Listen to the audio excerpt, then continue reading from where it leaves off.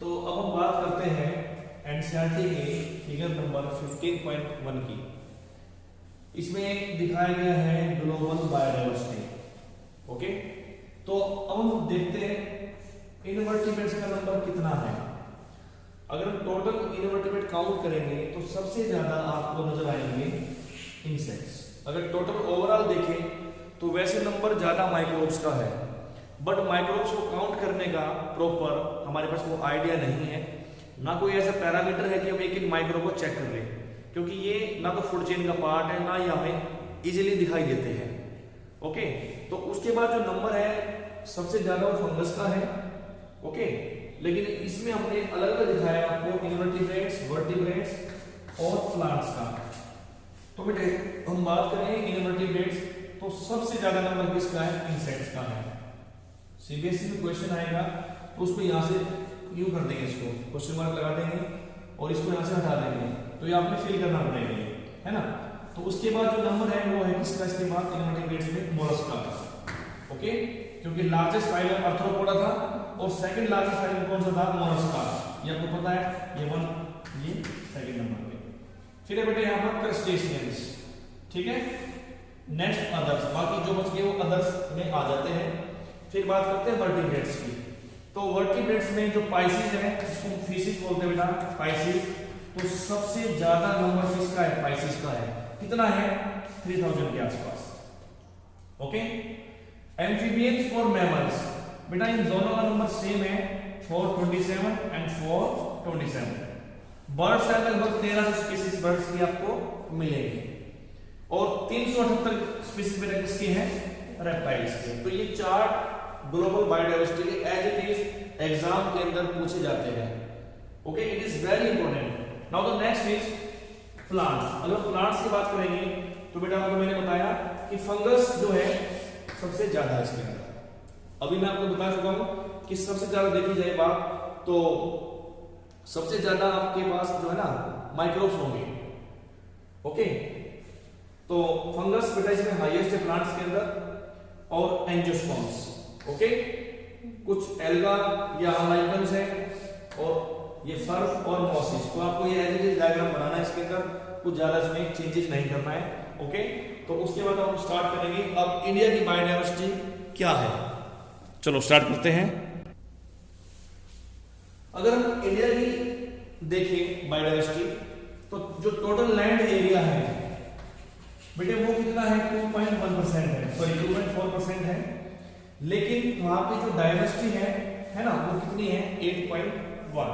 Global diversity की बात करते हैं तो वो है 8.1 ग्लोबल डायवर्सिटी की। तो इसका मतलब ये हुआ पूरे वर्ल्ड के अंदर जितने भी मेगा डायवर्सिटी वाले सेंटर्स हैं, या you can say India is one of the 12 mega diversity country of the world, है ना। क्योंकि इंडिया की जो बायोडायवर्सिटी है बहुत ज्यादा हाई है। तो अकेले इंडिया के अंदर बेटा लगभग 45,000 प्लांट की प्रजातियां हैं, ठीक है। इसके अलावा 90,000 प्रजाति स्पीसीज किसकी है? एनिमल्स की है। ओके, लेकिन जो रॉबर्ट मे था उसका आइडिया क्या है? जो रॉबर्ट मे का जो आइडिया है, एस्टिमेशन उसका आइडिया है, उसका जो एस्टिमेट है वो ये कहता है कि ये जो प्रजाति है सिर्फ 22% ही एक्सप्लोर हुई है। ओनली 22% इज एक्सप्लोर्ड और डिस्कवर्ड। बाकी अभी डिस्कवर्ड नहीं हुई है, वो अनएक्सप्लोर्ड है। तो उसका एस्टिमेशन बेटा क्या हुआ? उसने ये बोला कि more than 1 lakh. More than 1 lakh क्या है? प्लांट्स है, ठीक है, इंडिया के अंदर। और मोर देन 3 lakhs क्या है? वो है एनिमल्स। एंड 1000 और millions are yet to be discovered. अभी वो डिस्कवर नहीं हुए हैं, और बल्कि अभी डिस्कवर नहीं हुए हैं, इसके बावजूद वो एक्सटिंक्ट भी हो चुके होंगे। कई प्रजाति तो ऐसी भी है जो अभी डिस्कवरी नहीं हुई है, बट वो डिस्कवर होने से पहले क्या हो गई है? वो एक्सटिंक्ट हो चुकी है ना।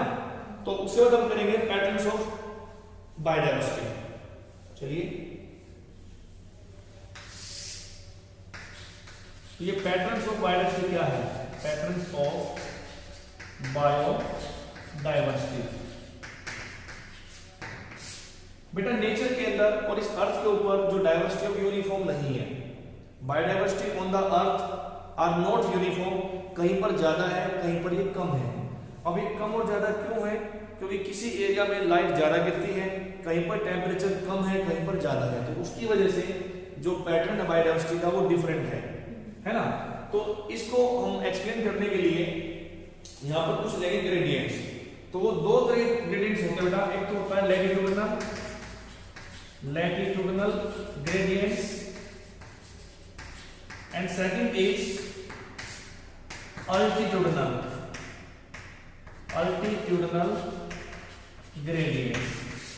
तो बेटा दो तरह के ग्रेडियंट्स है हमारी अर्थ के ऊपर, और ये बहुत हद तक स्पीशीज का नंबर और बायोडाइवर्सिटी का नंबर डिटरमाइन करते हैं। इनको हम दोनों को मिला के बोलते हैं master gradients, both are called master gradients.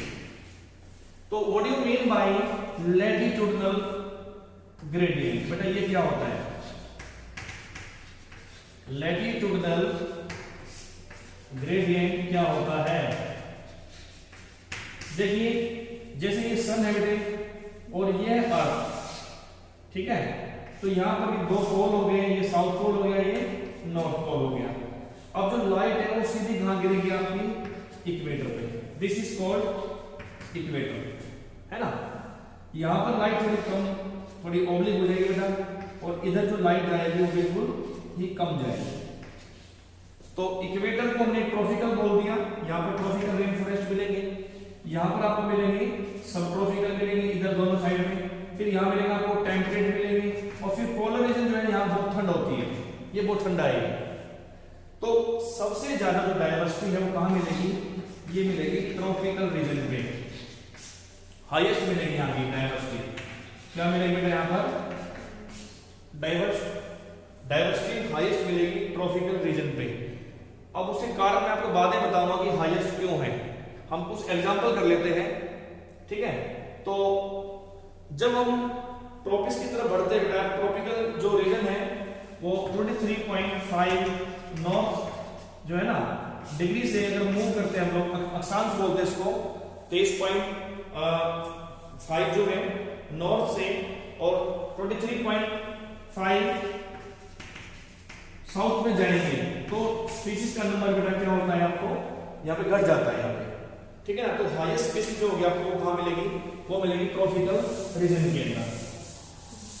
तो वो ट्रॉपिकल रीजन कहाँ पे है? वो मिलेगी आपको इक्वेटर के ऊपर, जहाँ पर लाइट बहुत सीधी गिरती है और लाइट की जो इंटेंसिटी है, ह्यूमिडिटी होती है बेटा वहाँ पे बहुत अच्छी होती है। तो उसका एग्जाम्पल है कोलंबिया। कोलंबिया जो कंट्री है वो कहाँ पर है? वो इक्वेटर पे है, ठीक है। तो सबसे ज्यादा स्पीशीज लगभग 1400 स्पीशीज मिलेगी यहाँ पर, इसकी बर्ड्स की। हमारे इंडिया के अंदर मिलेगी 1200 स्पीशीज, ये मिलेगी बर्ड्स की 1200 स्पीशीज मिलेगी कहाँ पर? इंडिया के अंदर, है ना। और इंडिया में भी बेटा हरियाणा में सबसे ज्यादा मिलती है, ठीक है ना। तो कोलंबिया की हाईएस्ट है, उसके बाद न्यूयॉर्क, ग्रीनलैंड तो ऐसे घट जाती है, ओके। तो एक और कंट्री बेटा इक्वेडोर। इक्वेडोर का मीनिंग जो यहाँ पर वो लिया गया इक्वेटर से। तो ये जो कंट्री है बेटा, तो ये वेस्ट अमेरिका, ओके, में है, कॉन्टिनेंट के अंदर इक्वेडोर, और ये इक्वेटर पे है। तो यहाँ पर भी बेटा बर्ड्स की और एनिमल्स की, एंजियोस्पर्म्स की हाईएस्ट आपको वैरायटी मिलेगी, हाईएस्ट स्पीशीज मिलेंगे। ट्रॉपिकल रेन फॉरेस्ट इसी में आते हैं, अमेजन के जंगल, यहाँ पर 10 गुना ज्यादा स्पीशीज मिलती हैं इसकी, आप ये वेस्कुलर प्लांट्स की, तो 10 टाइम्स मोर वेस्कुलर प्लांट्स ना, वेस्कुलर प्लांट्स। देन ट्रॉपिकल और टेम्परेट रेन फॉरेस्ट। तो इसका एग्जांपल क्या बेटा? इक्वेटर का एग्जांपल रहेगा यहाँ पर Amazon rain forest, Amazon rain forest. इनको हम लोग ट्रॉपिकल रेन फॉरेस्ट भी बोलते हैं। This is also called tropical rain forest. तो दो तीन कारण तो बेटा इसके है ही है स्पीसीज ज्यादा होने के। एक तो ये ट्रॉपिक्स पे है, लाइट सीधी गिरती है, ठीक है। सेकंड पॉइंट इसमें क्या रहेगा कि जो सोलर रेडिएशन है वो सीधी गिरती है और उसकी वजह से वहां पे ह्यूमिडिटी अच्छी होती है, ठीक है। वाटर कंटेंट वहां का वाटर जो है बेटा नीचे ग्राउंड वाटर वो बहुत अच्छा है, न्यूट्रिएंट्स अच्छे सोइल के अंदर, तो इसकी वजह से वहां की जो प्रजाति बेटा काफी हाई है।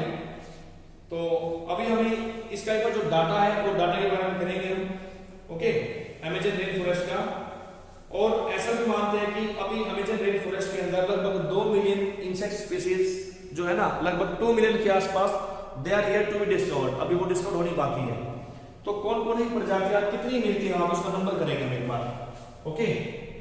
चलिए करते हैं।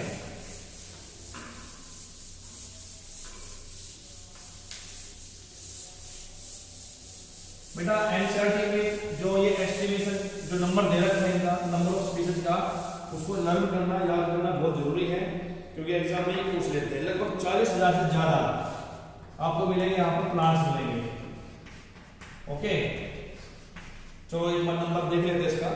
लगभग 3000 बेटा यहाँ स्पीसीज मिलेंगी, ओके। और लगभग 1300 जो है ये बर्ड्स की स्पीसीज है। उसके बाद 427 मैमल्स बेटे एम्फीबियंस और मैमल्स का नंबर सेम है, हम पीछे कर चुके हैं 427 ये मैमल्स हैं। और इतने क्या रहेंगे यहाँ पर, ये रहेंगे एम्फीबियंस, एम्फीबियंस, ओके। 378 जो है बेटा वो रहेगा रेप्टाइल्स का नंबर है 1,25,000, ये रहेंगे इनवर्टिब्रेट्स, इनवर्टिब्रेट्स। तो ये टोटल नंबर जो है बेटा अमेज़न का है, ये है ना, इतनी स्पीसीज यहाँ मिलती है। तो अमेज़न रेन फॉरेस्ट के अंदर लगभग 2 मिलियन से ज्यादा इंसेक्ट जो बेटा वो भी सर्च करने बाकी है। तो एनसीईआरटी के अकॉर्डिंग यहाँ पे बेटा 3 वजह है सबसे ज्यादा स्पीसीज होने की। पहली है कि ट्रॉपिकल रेन फॉरेस्ट जो है वो अनडिस्टर्ब्ड है फॉर मिलियंस ऑफ ईयर्स, तो उसको बोलेंगे फंक्शन ऑफ टाइम। पहला जो है वो है बेटा function of time, function of time. भाई बहुत सारे समय से, हजारों सालों से वहां का जो वातावरण है वो बिल्कुल अनडिस्टर्ब्ड है।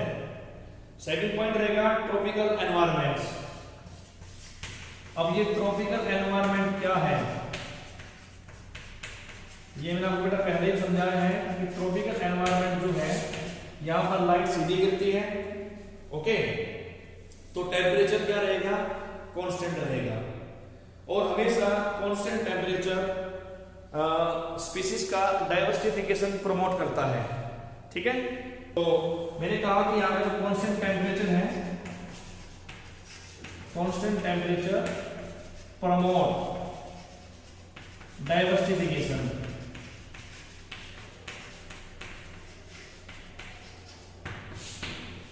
Third one is good solar radiation. बेटा सोलर रेडिएशन ट्रॉपिक्स में हमेशा सीधी गिरती है और यही टेम्परेचर के लिए रेस्पॉन्सिबल भी है, ओके। जितनी अच्छी रेडिएशन होगी उतनी अच्छी क्या होगी, वो होगी प्रोडक्टिविटी, उतनी ही अच्छी क्या होगी बेटे, प्रोडक्टिविटी।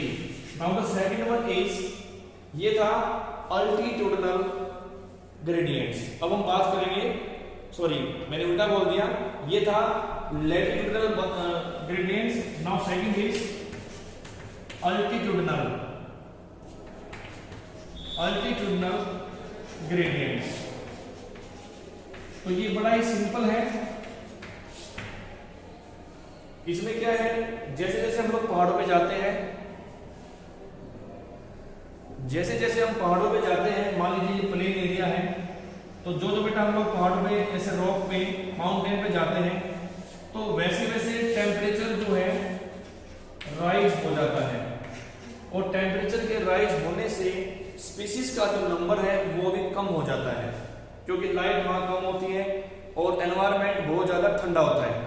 तो यहाँ पर स्पीसीज का जो नंबर होगा वो ज्यादा होगा, जैसे जैसे हम लोग मूव करेंगे रॉक की तरफ, चट्टान की तरफ, पहाड़ की तरफ, हाइट पे जाएंगे, तो वैसे वैसे स्पीसीज का नंबर कम हो जाएगा। तो this is called altitudinal gradients.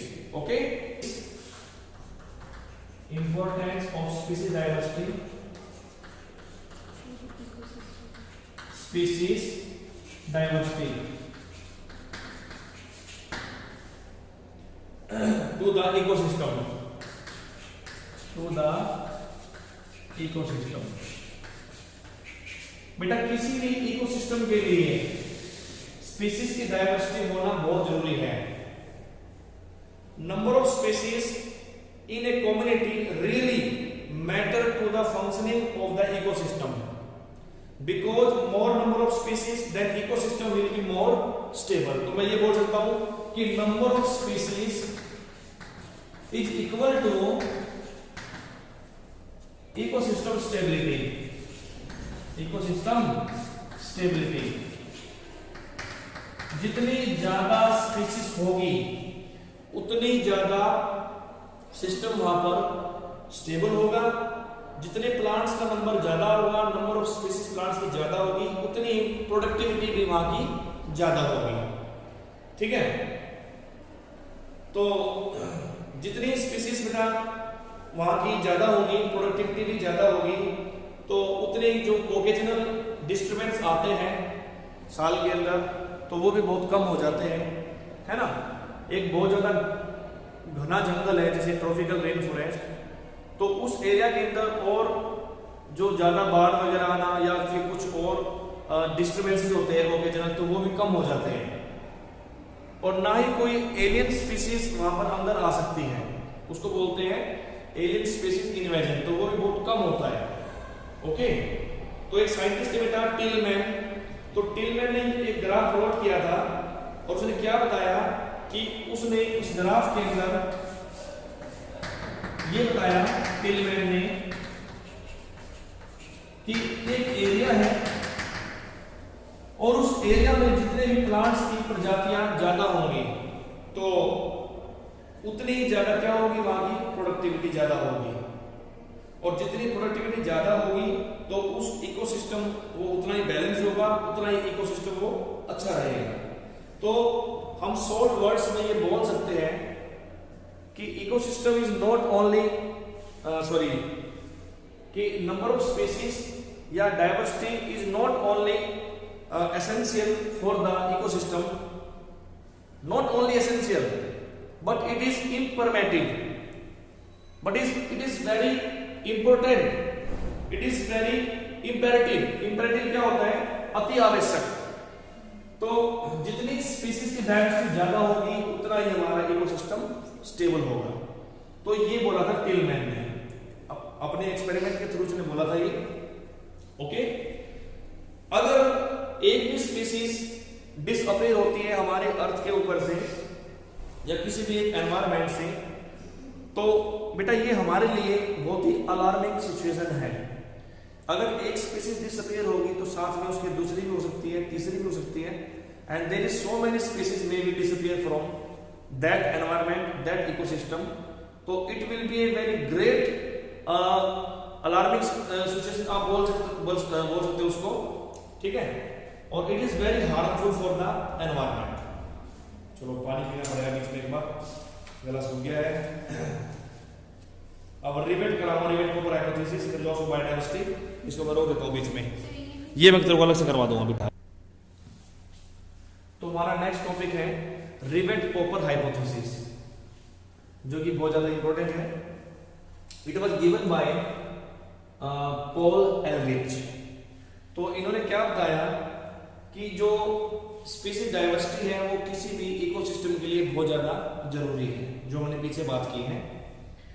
तो इन्होंने इकोसिस्टम को यहां पर एक एयरप्लेन मान लिया, जैसे एयरप्लेन होता है, तो एयरप्लेन को इसने बोल दिया एक इकोसिस्टम है।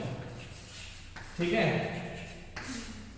और एयरप्लेन के अंदर जितने भी वहां पर सवारियां बैठी हैं, ओके, या जितने उसके पार्ट्स हैं वो रिवेट्स हैं, इसके पार्ट्स को बोल दिया है पर रिवेट्स, RIVETS।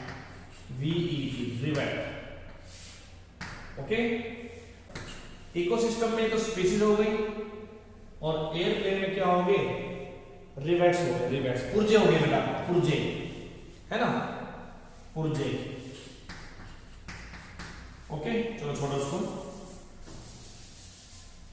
अगर हम एक एक पुर्जा इसमें से निकालना शुरू कर दें तो स्टार्टिंग में कोई दिक्कत नहीं होगी, लेकिन धीरे धीरे इसके अगर सारे पुर्जे निकाल दें हम, है ना, उसी प्रकार इकोसिस्टम में से अगर एक स्पीशीज निकली तो स्टार्टिंग में प्रॉब्लम नहीं होगी, कोई दिक्कत नहीं होगी। फिर एक स्पीशीज और निकाल दी, फिर भी कोई दिक्कत नहीं होगी। फिर धीरे धीरे बेटा हम स्पीशीज को निकालते जाएंगे। जैसे हमारा एक एयरप्लेन, अगर उसमें से हम लोग उसके पार्ट्स को रिमूव करते जाए, रिवेट्स को अलग करते जाए, तो लास्ट में जो एयरप्लेन है वो क्रैश हो जाएगा। ठीक है, तो ये क्रैश हो जाएगा, ये गिर जाएगा, ये खत्म हो जाएगा। तो उसी प्रकार हमारा एक इकोसिस्टम में से अगर हम स्पीशीज को निकालते जाएंगे तो एट लास्ट हमारा इकोसिस्टम पूरा डिस्टर्ब हो जाएगा। This is called rivet-copper hypothesis. तो इसके अकॉर्डिंग बेटा ये हुआ कि species diversity is very important. Okay, तो बल्कि इंपरेटिव है ये। ओके, अति आवश्यक है किसी भी इकोसिस्टम के लिए। Now the next topic is loss of biodiversity.